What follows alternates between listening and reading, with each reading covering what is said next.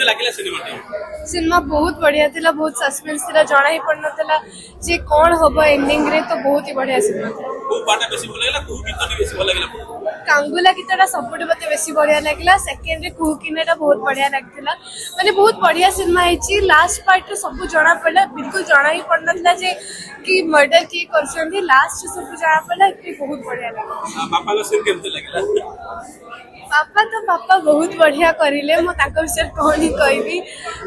पापा तो बहुत बड़ा चरित्र करती, बहुत पॉजिटिव एंड नेगेटिव। तो पापा ना बहुत बढ़िया से करछन। जना ही पड़नी कि कौन होउथला ई सिनेमा रे। तो इतने बहुत माने बहुत बढ़िया। देखा कि आपन को अनेक सारा दर्शक भल पानी आपन पुन के सिनेमा लाइन रूपेल पड़ला में देखियो आपन एक्चुअली मु तो एबे सिनेमा करिबिनी बोली भाबीची। कहिना एबे मु क्लास 8 रे अछि, मात्र 2 वर्ष रहिला बोर्ड्स पई। ए वर्ष भी हमर बोर्ड्स हेई पारे। तो मु चाहूची जे एबे मु खाली पाठरे फोकस करिबी। आ मोर 10th बोर्ड सरला परे, कॉलेज रे सब कर सरला परे, करियर सेट कर सरला परे मु त फेरे सिनेमा रे आसी।